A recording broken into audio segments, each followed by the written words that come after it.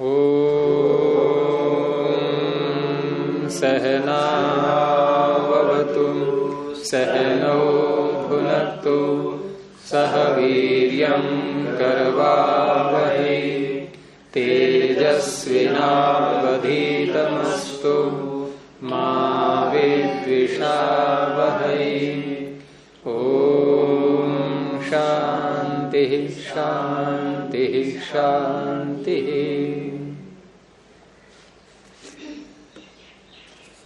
प्रथमा वृत्ति की 34वीं कक्षा में आप सभी का स्वागत है। 4 सूत्र हमारे हो गए थे ये प्रथम पाद के। आगे 5वां सूत्र है ङिति च।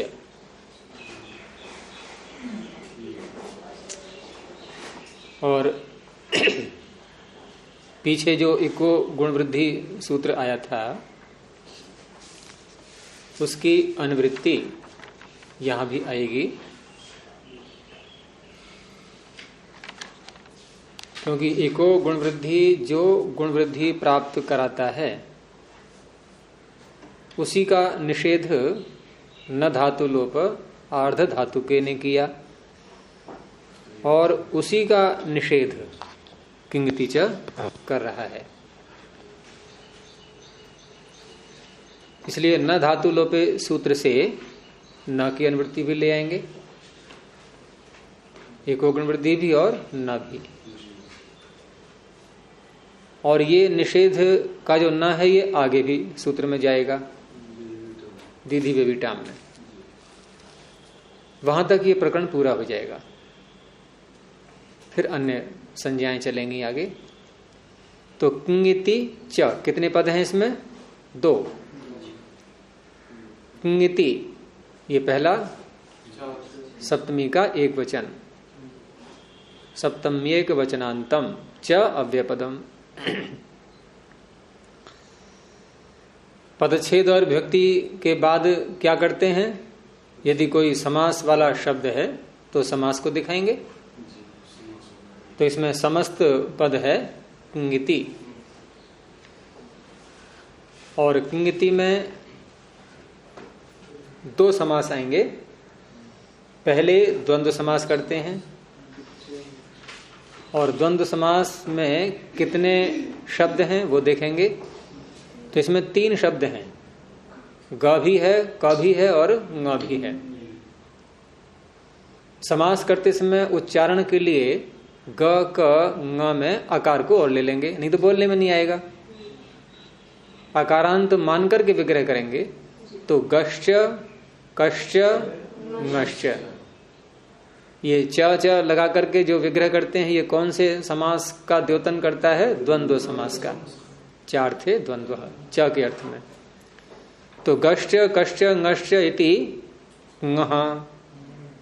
अब जब इति के बाद जो हम शब्द बोलेंगे वहां आकार को हटा देंगे उच्चारण वाला, और ङकार में जस प्रत्यय ला करके, क्योंकि बहुवचन बनेगा फिर ये द्वंद्व समास है, इतर इतर द्वंद्व। तो ङः। अब इसमें ग और क जो प्रारंभ में है, तो प्रारंभ का जो ग है ये भी क बन जाएगा। आगे क आ रहा है, इसलिए किस सूत्र से? खरीच। झलों के स्थान में भी चर हो जाता है, खर परे हो तो 2 ककार हो जाएंगे इसमें, 1 ङकार रहेगा ङः। अब बहुरीही समास करेंगे इत शब्द के साथ। इत है संज्ञा का नाम। तो ङः ग क ङ बहुवचन है ये, ङः जसंत ङः इतः। इतः भी हो गया बहुवचन। इत इतौ इतः। तो ङः इतः यस्य, यानी गकार ककार ङकार इत हैं जिसके। तो ङः इतः यस्य स ङित। अब ले आए इसको एक वचन में।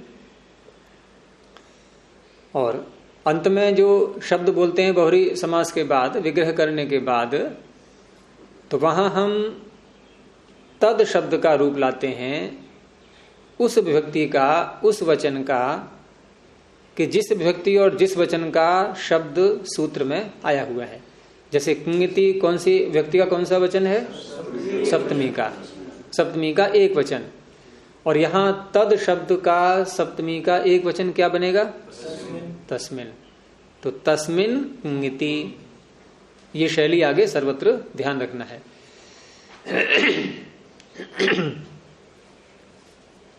तो पूरा समास हो गया। गश्च कश्च ngश्च इति किंगः, किंगः इतः यस्य स किंगित तस्मिन किंगिति। जब दो या एक या दो समास इकट्ठे जब करते हैं और वहां हम दोनों समासों का नाम अलग अलग न बोलें, एक साथ बोलना चाहें, तो जो समास पहले करते हैं उसको बोल करके उसके आगे गर्भ शब्द और बोल दो, उसके बाद दूसरे का नाम बोल दो। यानी कि हम बहुरी ही कहना चाह रहे हैं इसको, पूरे को। तो पूरे को बहुरी ही कहेंगे तो कैसे कहेंगे? कि ऐसा बहुरी ही जिसके गर्भ में द्वंद्व समाया हुआ है। तो द्वंद्व गर्भो बहुरी ही समास, ये हो जाएगा। द्वंद्व है गर्भ में जिसके, यानी समास कौन सा बोल रहे हैं हम? बहुरी ही। और बहुरी समास कैसा है? द्वंद्व गर्भ वाला। तो द्वंद्व गर्भ, अब यहां समास करो फिर एक और यहां भी एक समास हो जाएगा, क्योंकि बहुरी का बनाया ये विशेषण। द्वंद्व गर्भ शब्द बहुरी ही का विशेषण, और विशेषण बना है तो समास तो होना ही है। दो शब्द आ रहे हैं, द्वंद्व भी और गर्भ भी, तो कौन सा समास हुआ? यहां भी बहुरी ही। द्वंद्वम गर्भे यस्य, द्वंद्व है गर्भ में जिसके। व्यधिकरण बहुरी भी होते हैं। द्वंद्व में प्रथमा कर दी हमने, गर्भ में सप्तमी। तो बहुव्रीहि का विशेषण भी बहुव्रीहि, तो द्वंद्व गर्भो बहुव्रीहि। अब आगे अनुवृत्ति पीछे बताई दी मैंने, एक अनुवृत्ति आ रहा है और न भी आ रहा है। अब अर्थ कर लेंगे कि गित कित ङित। अब तीनों के साथ में हम इत को जोड़ेंगे, क्योंकि द्वंद्व समास किया हमने गकार ककार गकार का, और फिर बहुरी करके इत को जोड़ा उसमें। तो ये भी एक नियम है कि द्वंद्व समास के अंत में जो शब्द आता है वो प्रत्यय के साथ जुड़ जाता है। द्वंद्वान्ते श्रूयमाणम पदम प्रत्येकम अभिसंबध्यते। तो इत को तीनों के साथ जोड़ेंगे। अब ऐसे ही आद्यंतु टकितो में था, टकितौ, टित में भी और कित में, दोनों में जोड़ेंगे। और ये जो सप्तमी है किंगिति सूत्र में, ये है निमित्त सप्तमी। तीन प्रकार की सप्तमियों में विषय सप्तमी, पर सप्तमी, निमित्त सप्तमी। तो गिति किति ङिति निमित्तके, गित कित और ङित निमित्तक। निमित्तके ये द्विवचन बोल रहा हूं मैं, इसलिए कि आगे हमें गुण वृद्धि शब्द बोलना है द्विवचन में। तो गिति किति ङिति निमित्तके इकः स्थाने ये गुण वृद्धि प्राप्नुतः ते न भवतः। कोई रटने की बात तो है नहीं इसमें। सूत्र का अर्थ करने की शैली का पता हो, सूत्रों में आए हुए पदों के विभक्ति और वचन का पता हो, और अनुवृत्ति का पता हो, और सूत्रों में आए हुए विभक्तियों के अर्थ कैसे किए जाते हैं इसका पता हो। कहीं कुछ भी रटना नहीं है। सप्तमी का हमने देख लिया, तीन प्रकार की होती है। पर सप्तमी होती है तो परतः बोल देते हैं। विषय सप्तमी होती है तो केवल सप्तम्यंत का उच्चारण ही करेंगे बस। विषय बोल तो आगे संहितायाम विषय, और निमित्त सप्तमी है तो निमित्त को साथ में बोल देंगे। तो हिंदी में क्या अर्थ बनेगा कि गित कित और ङित, इनको मानकर, इनके कारण से एक के स्थान में प्राप्त होने वाले गुण वृद्धि ये नहीं होते। तो जहां कहीं भी पाणिनि को गुण या वृद्धि रोकना हो तो वो आगे गकार ककार ngकार का अनुबंध जोड़ देते हैं, उससे गुण वृद्धि रुक जाते हैं। अब इसका उदाहरण देखेंगे। तो पहले गित का उदाहरण है, फिर कित का है और फिर ङित का है। तो गित का उदाहरण क्या है? जिष्णु भूष्णु। अब जिष्णु भूष्णु में जी धातु का हम पीछे जयति बनाया था, वहां भी प्रयोग किया था, और जेता बनाया था। जेता बनाया था क्या? चेता और जेता, चेता के समान ही जेता था। तो जी जये ये धातु कैसी है? बिना अनुबंध वाली है, इसमें कोई अनुबंध नहीं है। जी जय। और ये बातें पीछे बताई दी गई हैं। यद्यपि यहां कोई लकार नहीं ला रहे हैं हम, लेकिन लकार जब लाते हैं आत्मनेपद के प्रत्यय आएंगे या परस्मी पद के आएंगे, इसका निर्णय कैसे होता है? आत्मनेपद के प्रत्यय आएंगे या परस्मी पद के आएंगे, इसका निर्णय कैसे करते हैं? धातु में आए हुए अनुबंधों से, है ना? अनुबंध यदि लगा दिया है तो अनुबंध लगाने से यदि हम आत्मनेपद या परस्मी पद का निर्णय करें, तो इसमें आत्मनेपद का निर्णय यदि करेंगे तो कौन से अनुबंधों से होता है? या तो ngकार अनुबंध हो धातु में, अथवा देखो व्यंजनों में तो एक ही रहा ngकार बस, और दूसरा अनुबंध स्वर का ही तो आएगा, अच का ही तो आएगा। तो वो कैसा होना चाहिए? अनुदात्त। अब इसमें न तो ngकार है जी में, और न ही कोई स्वर का अनुबंध है, अनुबंध है ही नहीं कोई सा भी, न अनुदात्तित है ये, न ङित है। और उभय पद की जो धातुएं होती हैं, उभय पद का निर्णय कौन से अनुबंधों से करते हैं? यकार से, अथवा स्वरों में यदि अनुबंध होगा तो स्वरित होना चाहिए, स्वरितेत और ङित। परस्मी पद का निर्णय कैसे करते हैं? परस्मी पद का निर्णय करने के लिए व्यंजनों का कोई अनुबंध नहीं होता है। आत्मनेपद और उभय पद के लिए तो ngकार और यकार हो गया, लेकिन परस्मी पद का निर्णय करने के लिए व्यंजन का तो कोई अनुबंध नहीं आएगा। स्वरों में आ सकता है। कौन सा?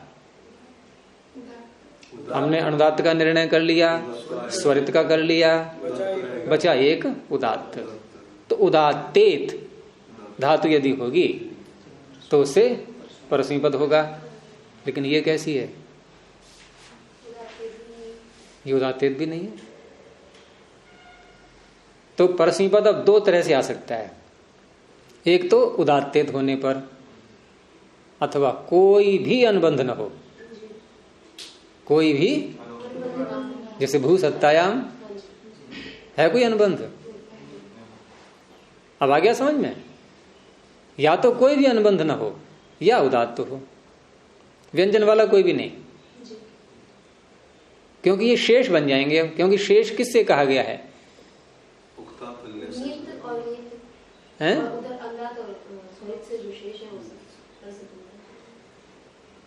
शेष का तात्पर्य है जिसको अनुदात्त नहीं, जिसको आत्मनेपद नहीं कहा गया है, वो शेष है। शेषात कर्तरी परस्मयी पदम। तो शेषात, शेष कौन? किससे शेष?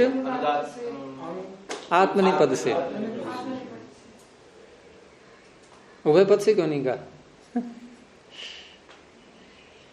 उभय पद से शेष है, उसमें नहीं होगा प्रश्न पद? उभय पद में तो नहीं, उभय पद में तो प्रश्न पद आ ही रहा है। स्वरित उभय पद करने वाला सूत्र कौन सा है? गलत। आप ढूंढते रहो, है ही नहीं कोई। उभय पद करने वाला कोई सूत्र ही नहीं है, वो आत्मनेपद का ही सूत्र है। या नहीं? आत्मनेपदम की अनुवृत्ति आ रही है, अनुदात्त ङित आत्मनेपदम से। लेकिन उसने शर्त लगा दी है कि क्रिया का फल कर्ता को मिले तो आत्मनेपद होता है। तो जहां जहां आत्मनेपद कहा गया है उससे भिन्न जितने भी हैं वो शेष हो गए, वो धातुएं शेष हो गई, उनसे होता है परस्मैपद। तो शेष का अर्थ ये मत करना कि जो अनुदात्तेत नहीं है, जो नित नहीं है, जो स्वरितेत नहीं है, जो ऐसे नहीं, क्योंकि परस्मैपद स्वरितेत से भी हो रहा है, परस्मैपद इंगित से भी हो रहा है, तो इनसे शेष कैसे कह देंगे? जैसे अपना जो विभाग संज्ञा संज्ञा संज्ञा विधि, जैसे कहाँ पहुंच गए आप? बहुत दूर पहुंच गए। वो विषय नहीं है इसमें, बिल्कुल भी वो विषय नहीं है अभी। संज्ञा विधि छंटनी में होता है वो। संज्ञा विधि नहीं करेंगे, जैसे वहाँ सूत्र प्रयोग करते हैं ना, जैसे अपने ला परस्मै पदम, सारे परस्मै पद लाए हमने, ठीक है, और फिर क्या कंगना आवतम पदम कह दिया, और फिर नीचे लिख दिया शेषात करते हैं परस्मै। ये 3 सूत्र की रिलेशन करते हैं, शेषात करते हैं, ये विधि सूत्र है ना, वो संज्ञा सूत्र है जो आपने बोले। हाँ, तो ये जो उक्ता तन्या शेषात, उसको आत्मनेपदी कहने के बाद में ये सूत्र फिर विभाग से, हाँ, जिनसे आत्मनेपद कहा गया है, जिनसे आत्मनेपद कहा गया है उनको छोड़कर शेष सभी धातुओं से परस्मैपद होता है। तो मेरा प्रश्न ये था कि हम किन से शेष माने? उत्तर क्या है? जिनसे आत्मनेपद कहा गया है, बस इतना ही लेना है, उसमें अनुबंध मत जोड़ देना कि अनुदात्तेत से या अंगित से या स्वरितेत से इंगित से शेष, ऐसा नहीं, केवल अनुदात आत्मनेपद। तो चलो ये विषय तो अलग हो गया। अब फिर आते हैं यहीं पर कि जी जय धातु है ये, और धातु संज्ञा करके धातु के अधिकार में सूत्र है ग्ला जी स्थश्च स्नुहु। इसमें 3 धातुएं हैं, ग्ला जी और स्था। तो इन धातुओं से स्नु प्रत्यय होता है, इसमें गकार लगा हुआ है।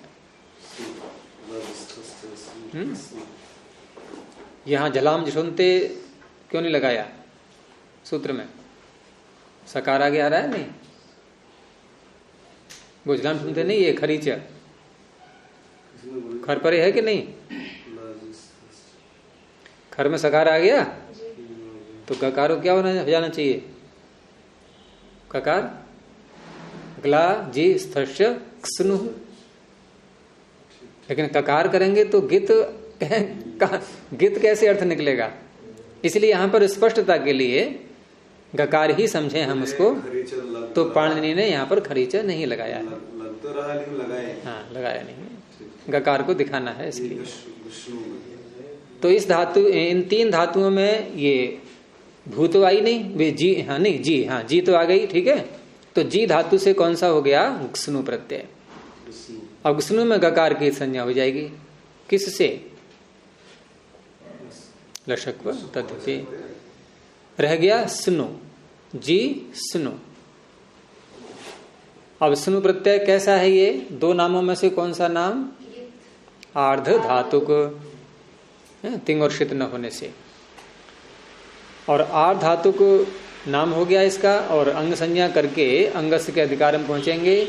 अंगस्य के अधिकार में स्नु प्रत्यय आर्ध धातुक है, और दूसरी विशेषता है इसकी ये वलादि भी है। तो वलादि आर्ध धातुक होने से सामान्य सूत्र जो लगता है आर्ध धातु कस्येड वलादे है, वलादि आर्ध धातु को इटकागम होता है, इससे प्राप्ति होने लगी। लेकिन इटागम यहां नहीं होगा। कौन रोकता है सूत्र? एकाच उपदेशे अनुदात्तात। अभी अनुबंधों की बात चल रही थी पीछे आत्मनिपद और परस्मैपद के प्रकरण में, कि अनुबंधों से हम निर्णय करते हैं कि आत्मनिपद के प्रत्यय आएंगे या परस्मैपद के प्रत्यय आएंगे।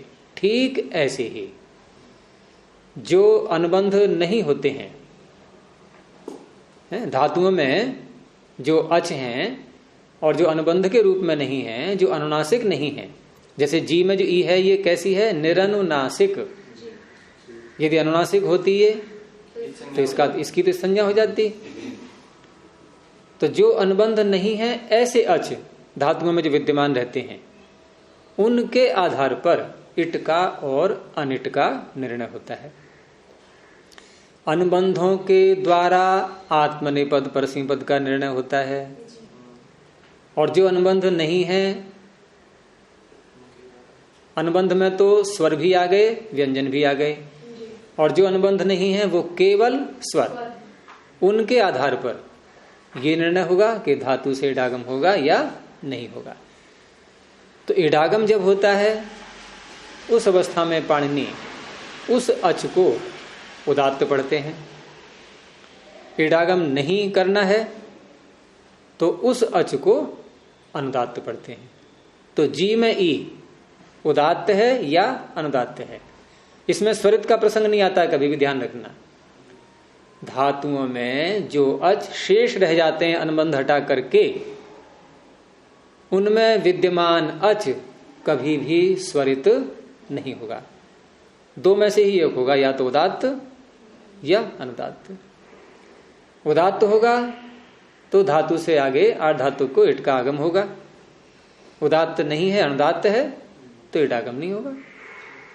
तो जी का ई कैसा है? ये अनुदात्त। इसलिए अब सूत्र लग गया, एकाच उपदेशे अनुदात्ता।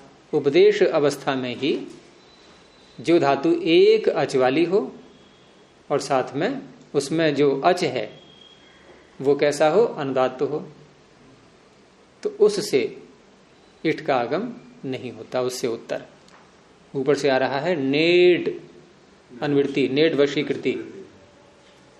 सूत्र को निकाल के देख लिया करो जिसका अर्थ कर रहे हैं। 7वें अध्याय के दूसरे पाद में एकाच उपदेशे अनुदात्ता, चौथे कॉलम में है 10वां सूत्र है। ऊपर से आ रहा है नेड वशीकृति 7, 2, 10।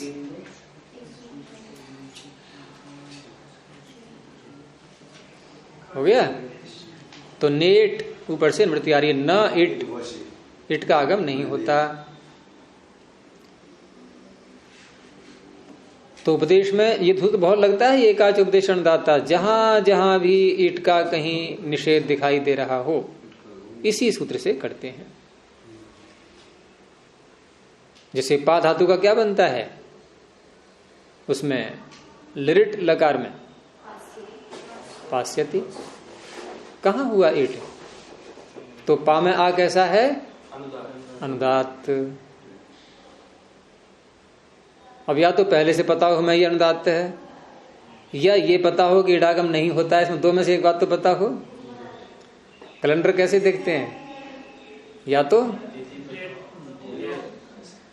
तारीख का पता हो या दिन का पता हो। अब किसी को दोनों ही नहीं पता, वो क्या देखेगा उसमें? तो धातु पाठ जब याद कर लेते हैं तो वहां अंत में जो ये खंड हैं अलग अलग धातुओं के, उसमें अंत में देते हैं ना, उदात्त है, उदात्तेत है, अनुदात्त है, अनुदात्तेत है। स्वरित कहीं नहीं बोलेंगे, स्वरितेत बोल सकते हैं। वहां 3 शब्द आएंगे, उदात्तेत, अनुदात्तेत, स्वरितेत। और जो शेष है इधर उदात्त या अनुदात्त, बस ये शब्द आपको मिलेंगे धातु पाठ में।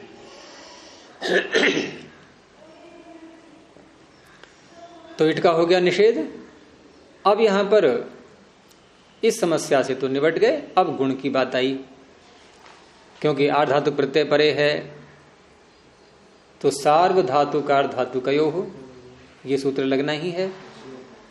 और यहां भी इको गुणवृद्धि परिभाषा पहुंचती है इस सूत्र में, एक शब्द पहुंच जाता है। तो इगंतस्य अंगस्य सार्वधातु के आर्ध धातु के च प्रत्यय परतः गुणो भवति। तो यहां गुण की प्राप्ति हो रही है, एक के स्थान में गुण की प्राप्ति हो रही है। इसने निषेध कर दिया कि गित कित ङित को मानकर, क्योंकि यहां गुण किसको मान के हो रहा है? आर्ध धातु को मान करके। आर्ध धातु कौन सा है? सुनु। लेकिन कैसा है ये? गित। तो गित आर्ध धातु को मान करके गुण की प्राप्ति हो रही है। तो गुण कैसा हो गया? गित निमित्तक। और गुण किसको प्राप्त हो रहा है? इक को। तो ये सूत्र लग जाएगा कि इक के स्थान में यदि गित को मान करके कहीं गुण हो रहा हो, वो नहीं होगा। कोई शंका? चले आगे। अब गुण रुक गया, स्थिति वही है भी जी और सुनु। अब सुनु प्रत्यय, ये प्रत्यय है, नाम इसका प्रत्यय है नहीं है, प्रत्यय है सूत्र से। और जी में ई आ रहा है, इधर ई आता है इण प्रत्याहार में, तो इण और कवर्ग से उत्तर आदेश और प्रत्यय के सकार के स्थान में मूर्धन्य हो जाता है।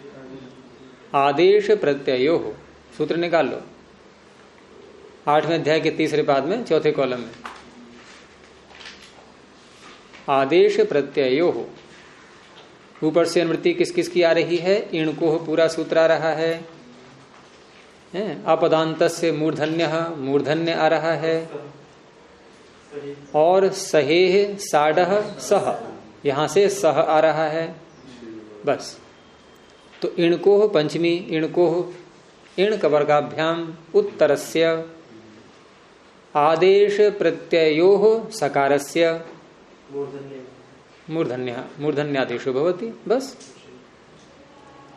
तो इण से उत्तर है, यहां जी में ई है, उससे उत्तर है सुनु, सुनु है प्रत्यय का सकार, प्रत्यय के सकार के स्थान में आदेश का हो तब भी लग जाता है सूत्र, या प्रत्यय का हो तब भी लग जाता है, यहां प्रत्यय के कारण से लग गया। जब इसको शकार हो गया तो अब सूत्र दूसरा आ जाएगा, जी और शुनु। अब ये शकार से उत्तर नकार आ गया, तो रेफ से उत्तर आ जाए नकार, या शकार से उत्तर आ जाए, पद एक ही होना चाहिए।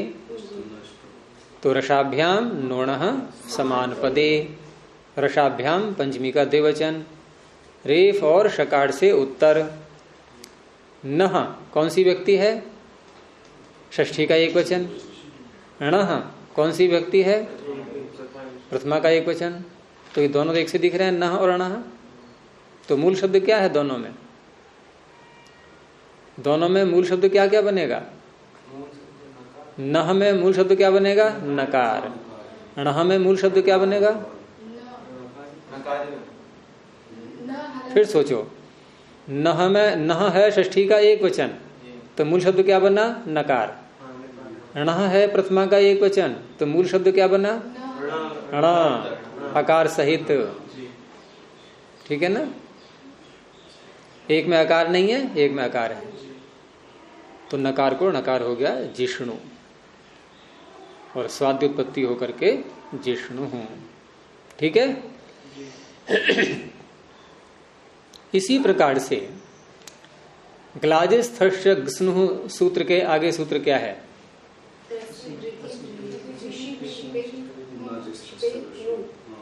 और आगे उसमें नहीं, इसी में, इसी सूत्र में, इसके ऊपर वाला देखो, ग्लाजिस्थश्च ग्स्नु के आगे, इसके आगे नहीं, ऊपर वाला भुवश्च।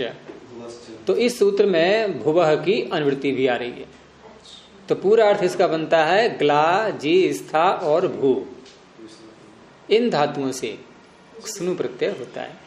जिष्णु का अर्थ क्या होता है,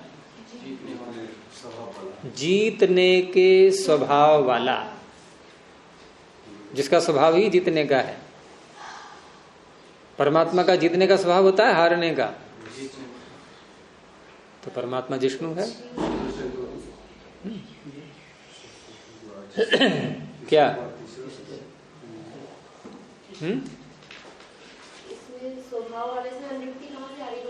देखो ऊपर के, देखो सूत्र ऊपर के देखो, हाँ, आक्वेश तच्छील तद्धर्म तत्साधुकारी, 3 अर्थ यहां से चलते हैं लगातार।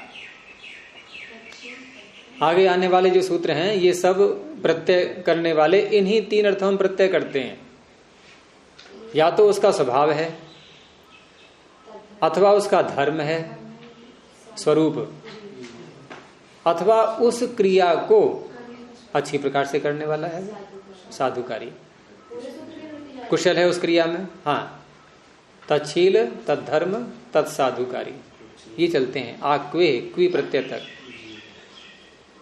उन्हीं के अंतर्गत है ये ग्लाजिस्थश्च ग्स्नु। और ये प्रत्यय कौन से कारक में होगा, कर्ता में होगा, क्योंकि अन्य किसी कारक में यहाँ कहा नहीं गया है, तो कर्तरीकृत लग जाता है वहां, जहां कोई भी कारक न बताया जाए तो कर्तरी कृत। नहीं, जिष्णु कौन होगा? जो इस क्रिया को करने वाला है, जिसका जीतने का स्वभाव है। तो जीतने का स्वभाव कोई मनुष्य ही हुआ, करने वाला, कर्ता, तो जिष्णु।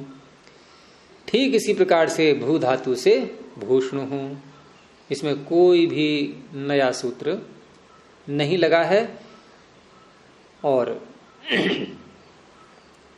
एक जगह थोड़ा सा अंतर आएगा कि जैसे यहां पर जिष्णु में जब इड आगम की प्राप्ति हो रही थी आर्ध धातु कस्येट बलाधे से, तो किस सूत्र से रोका था? क्या ये सूत्र इसको रोक सकता है? भू में इड आगम को रोक सकता है क्या? जी में ई कैसा है? अनुदात्त। और भू में ऊ कैसा है?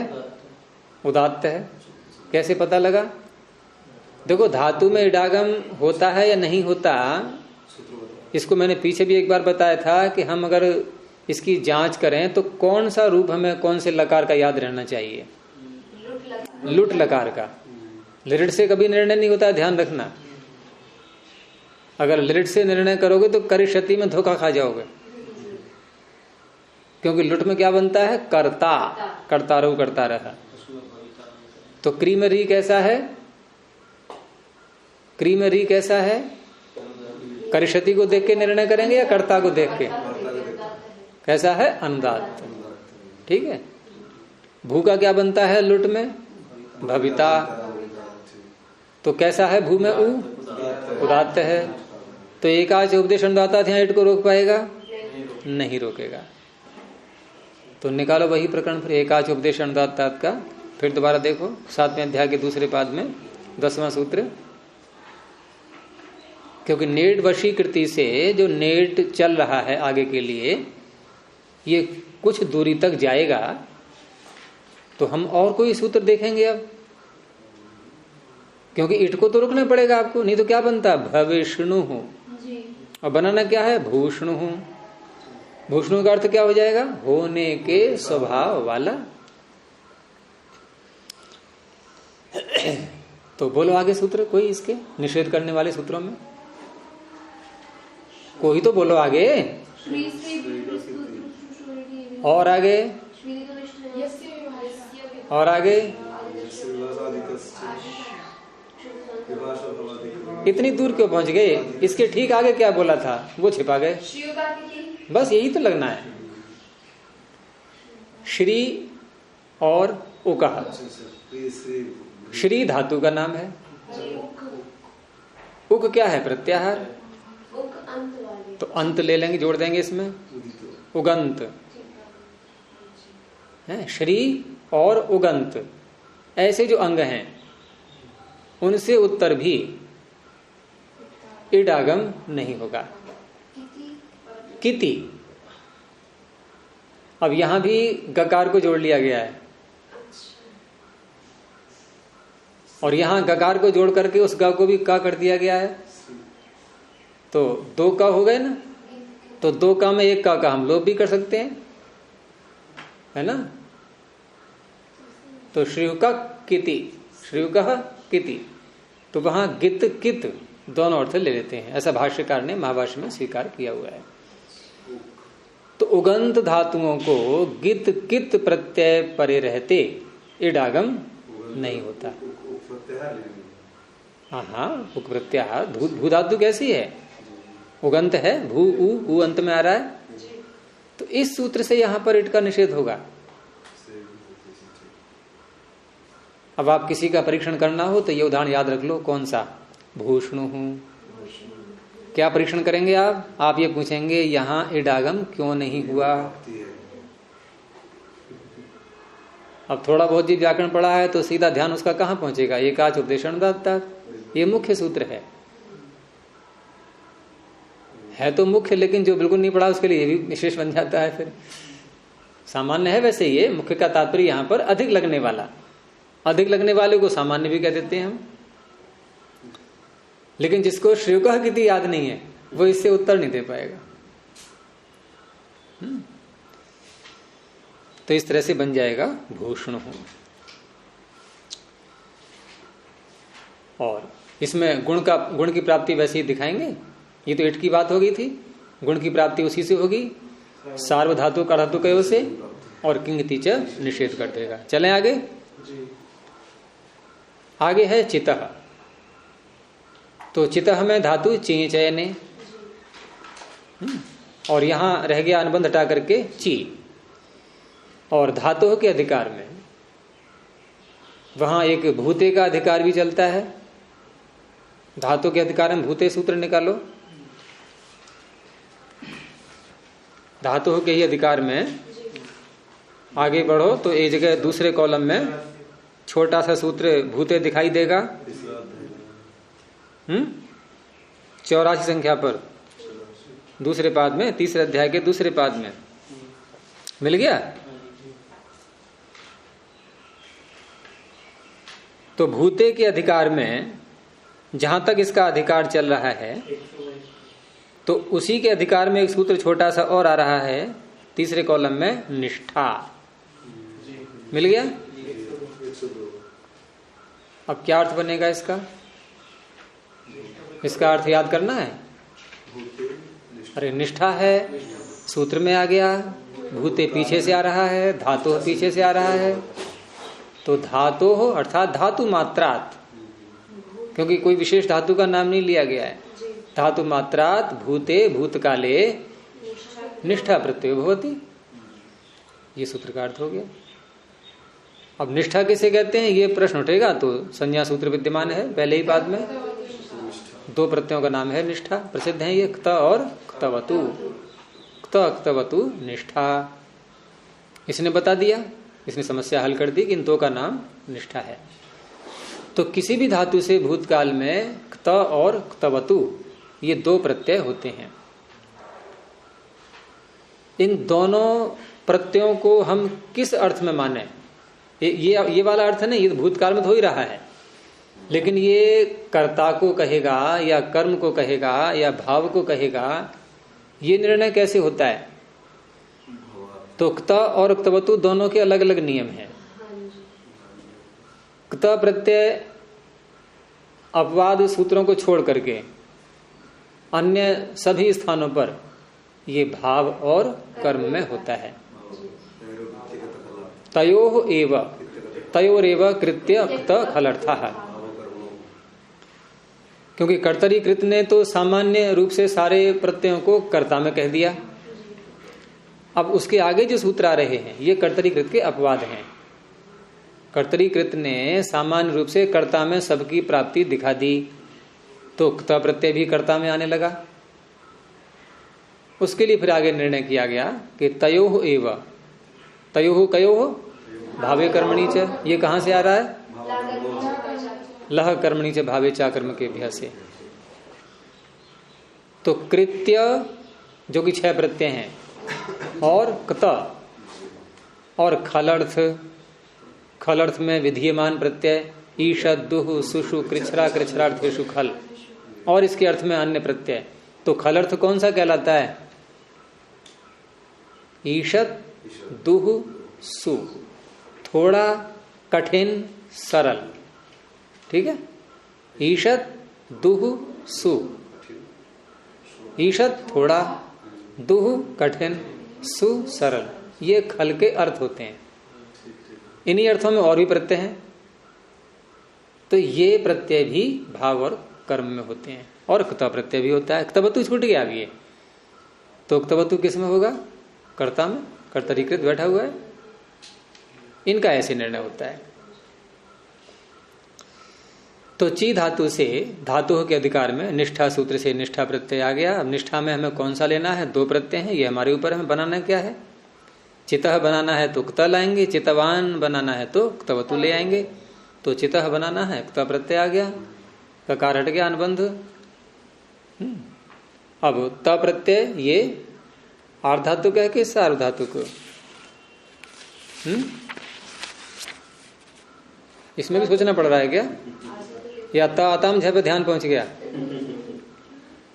क्योंकि ता है ना, ता आताम झ, तो ता आताम झ तो तिंग में आ गया, और तिंगशित है, हाँ ये निष्ठा है, ये ताताम झ वाला नहीं है। तो सार्व धातु कार धातु कयो ये लगने लगा यहां।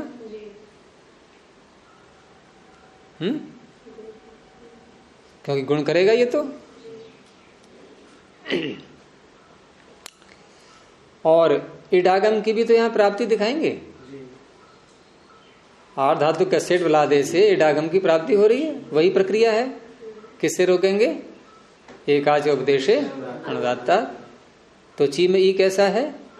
अनुदात्त है। कैसे पता लगा? कैसे पता लगा? हाँ, लुट का ध्यान रखा करो। चेता चेतारऊ चेतारह, बस इसी का ध्यान रखना है। भले ही लिट में चेष्यति बन जाएगा, लेकिन कहीं कहीं धोखा भी तो हो जाएगा। व्यभिचार है ना उसका। लुट में कोई व्यभिचार नहीं है। एक पक्की पहचान है लुट की, लेकिन लुट का रूप तो ध्यान रहे तब पहचान है,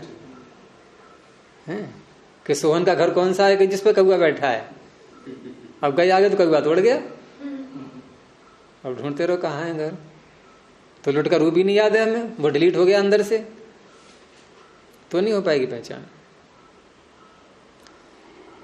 तो इट तो ऐसे रुक जाएगा। और गुण की जो प्राप्ति हुई यहां पर क्ता को मान करके, तो कित को मान करके गुण हो रहा है, एक के स्थान में हो रहा है। क्योंकि ये सूत्र ये हमेशा ध्यान रखना है कि जब भी निषेध करेंगे तो ये उसी की प्राप्ति का निषेध करेगा जहां इको गुण वृद्धि परिभाषा पहुंचती है। ये मृजेर वृद्धि को नहीं रोकेगा, ये मिदेर गुणों को नहीं रोक पाएगा। समझ में आ रहा है? नहीं, क्योंकि वो एक के स्थान में वहां ये परिभाषा नहीं पहुंचती है। नहीं, मिद में तो पहुंच जाएगी, अतोबधाया इत्यादि में, लेकिन वहां तो खैर इंद्रित का है ये। या जागृत धातु का तो अलग से सूत्र बना दिया गया है, जागृ विचंडल इंगित सु, क्योंकि बनाए सूत्र इसीलिए गया है, क्योंकि वहां ये सूत्र रोकेगा। और इंगित प्रत्ययों के परे रहते भी जागरी में गुण होता है नहीं होता है? जागरितः जागरितवान ऐसे बनते हैं नहीं। तो इस प्रकार से यहां जहां इको गुण वृद्धि परिभाषा जाएगी, उसी में जो प्राप्त है गुण या वृद्धि, उनका ये सूत्र निषेध करेगा। तो ये बन गया आपका ची और त। उसके बाद स्वाद्योत्पत्ति होकर के चितः, चयन किया हुआ, जिसका चयन कर लिया है वो चितः। ऐसे ही स्तु धातु से बनाएंगे तो स्तुतः, स्तुति किया हुआ। ष्टुं स्तुतौ धातु से, यहां भी सारे वही सूत्र लगने, इसमें कोई नया नहीं है। ईट को रोकने के लिए वही सूत्र है और गुण को रोकने के लिए भी वही शैली है सारी। गुण की प्राप्ति भी उसी से होगी। हाँ, केवल एक अन्य उदाहरण लेने से भिन्न। तो भिन्न में धातु क्या है? भेदिर, भेदिर विदारणे। कितने अनुबंध हैं इसमें? कितने अनुबंध हैं? दो, एक नकार और एक इकार। तो जब भी कोई अच अनुबंध होगा, तो मैंने कहा ना तीन में से एक अवश्य होगा, उदात्त अनुदात्त या स्वरित। तो कैसा है ये? द में ई, भेदिर, रेप तो हट गया आपका हलंत्यम से, और ई उपदेश नासिकित से अनुदात्त है। कैसे अनुदात्त होगा तो क्या होगा? कौन सा पद आएगा? आत्मनिपद या परस्मैपद? आत्मनिपद आएगा। तो क्या बनता है? विद्यते। लट लकार का रूप बोलो, लट का रूप बोलो। अनुदात्त कैसे है गुरु जी? हैं? कैसे पता लगेगा अनुदात्त? रूप ध्यान करो, क्या बनता है लट लकार में? लट। हाँ, आत्मनिपद का बनता है या परस्मैपद का बनता है?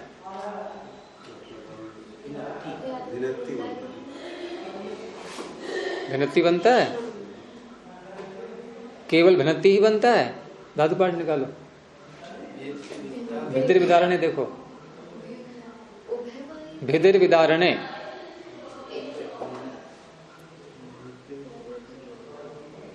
क्योंकि जब भी मैंने कहा ना कि अनुबंध हटाएंगे, और अनुबंध हटाते समय यदि कोई अच का अनुबंध है, अच का यदि अनुबंध है, शेष नहीं, अनुबंध है जो, वो तीन में से एक अवश्य होना है, उदात्त, अनुदात्त, स्वरित। इसमें दी में जो द में ई है ये है स्वरित, और स्वरितेत होने से यहाँ दोनों रूप बनते हैं। मिल गया? क्या दिया है ऊपर? तो लिखा अथा न हो वह तो आशा। नहीं, अंत में देखो ना, अंत का वाक्य देखा करो, अंत का वाक्य देखा करो, देखो बस इसी को देखा करो, ऊपर मत देखो। स्वरितेत, स्वरितेत है, हो गया निर्णय उभय पद का, बस ऐसे करना होता है। ये मैं आपको याद दिला रहा हूं, ये प्रसंग नहीं, यहां पर कोई ऐसा लकार नहीं ला रहे हम, लेकिन आगे ध्यान रखना है इन बातों का। कुछ बातें ऐसी होती हैं जिनका पता लग जाना तो बहुत समस्याएं हल हो जाती हैं, फिर बड़ी सरलता से निर्णय होते हैं फिर।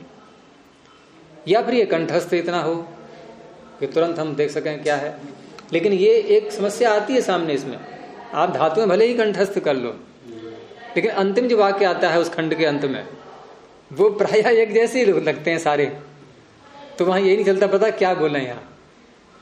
जैसे कई बार सूत्र एक ही सूत्र कई बार आता है ना, जैसे बहुलम छंद से कितनी बार है शदाई में, तो क्या बोला उसके आगे, तो पीछे से हम देखते हैं क्या आवृत्ति करते हैं, थोड़ी कुछ सूत्र बोलते हैं, तब अगला उठ पाता है। अब यहाँ या तो स्वरितेत आएगा या उदात्तेत या अनुदात्त, तीन ही है। अब कहाँ क्या आ रहा है ये ध्यान ही नहीं रहता है, कंठस्थ करने में भी ये पक्का नहीं हो पाता है इतना, तो फिर हमें रूप ध्यान होने चाहिए, कुछ तो ध्यान हो। तो भिन्ते, भिन्दाते, भिन्दते, ये भी रूप बनते हैं इसके। और भिन्नति भिन्नतः कैसे लेंगे रूप? भिन्नति, बहुत से बोलते हैं कि भिन्नति भिन्नतः भिन्नति, ये भी कह सकते हैं। भिन्नति भिन्नतः भिन्दन्ति, उदादिगण की है। चलिए, तो भिद धातु से निष्ठा प्रत्यय हुआ है, भिद और त। अब यहां इडागम की प्राप्ति हो रही है या नहीं? होनी ही है, बलादि आधातुक है, तो कैसे रोकेंगे? वही सूत्र है, एकाच उपदेश अनुदात्ता। तो भी का ई कैसा है? अब आपको अभ्यास हो गया ना आज थोड़ा बहुत ही, कि जो शेष रहता है वो दो प्रकार का होगा, या तो उदात्त या अनुदात्त। जो अनुबंध के रूप में अच था वो तीन प्रकार का होता है, और अनुबंध के रूप में जो अच है वो परस्मी पद, आत्मनिपद, ये पद का निर्णय करेगा, और जो शेष अच है ये ईट और अनिट का निर्णय करता है। बस ये दो बातें ध्यान रखनी है। तो भी का ई कैसा है? अनुदात्त, इसलिए इडागम नहीं होगा। और गुण की प्राप्ति किससे हो रही है? सार्वधातु धातु क्या उसे हैं? इससे हो जाएगी। इगंत है ये धातु, ये तो हलंत है, ये तो हलंत है ना, भिद, लेकिन लघु पद है।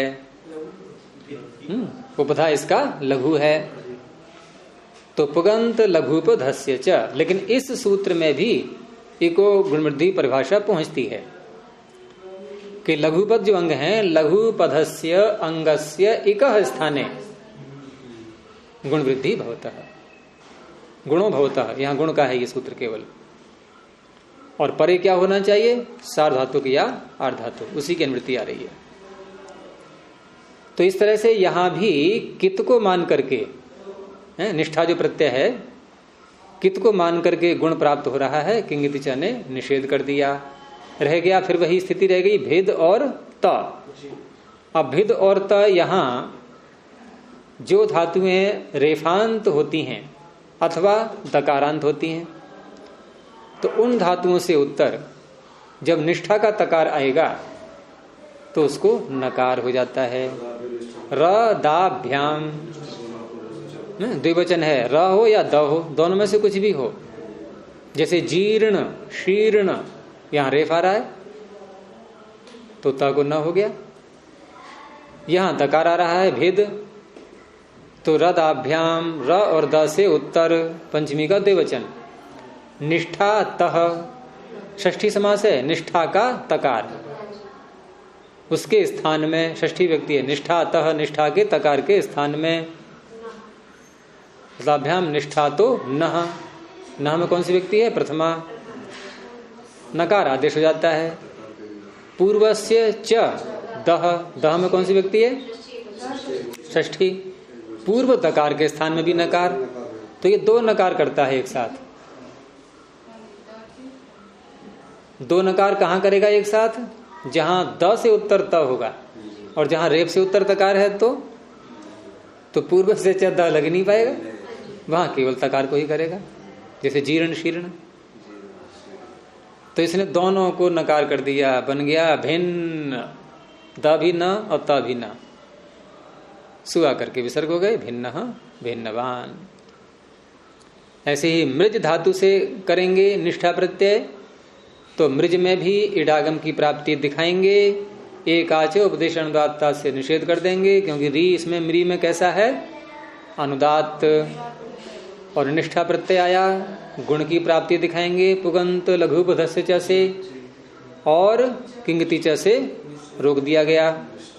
ठीक है, अब रह गया मृज और त।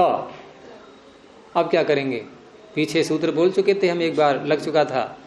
भ्रश्च, भ्रश्च, सृज, आ गया इसमें मृज। अनुवृत्ति किसकी बताई थी मैंने इसमें? दो शब्दों की, झली और अंते, और दोनों का अलग अलग संबंध है। जब झली की अनुवृत्ति लाएंगे तो पदस्य की नहीं लाएंगे, जब अंते की लाएंगे तो पदस्य की भी साथ में लाएंगे। तो सूत्र का अर्थ क्या बना कि भ्रश्च, भ्रश्च आदि धातुएं ये, और छकारांत और शकारांत, इनके स्थान में भ्रश्च, भ्रश्च, सृज, मृज, यजराज, भ्राज, छशाम, इनके स्थान में मूर्धन्य शकार हो जाता है। कब होता है? या तो ये पद के अंत में हो, ठीक है, पदस्य अंते। पद के अंत में नहीं है तो आगे झल परे होना चाहिए। यहां कौन सी स्थिति है? ये जकार मृज का पद के अंत में है या कि झल परे है? झल परे होने के कारण से लगा है ये। तो ज को श हो गया, मृष और त, और उसके बाद ष्टुना ष्टुहु। इसमें स्तोह की अनुवृत्ति आ रही है कि सकार और तवर्ग के स्थान में शकार और टवर्ग हो जाते हैं। कब? यदि उसके आसपास इधर भी या इधर किधर भी हो शकार और टवर्ग आ जाएं तो एक तरफ आ गया शकार, मृष में शकार कर दिया ना, तो निष्ठा के तकार को टकार हो गया मृष्टः। तो ये क्त प्रत्यय के तो ये बन गए रूप। आगे क्तवतु का कल को बनाएंगे। प्रणव ध्वनि। ओ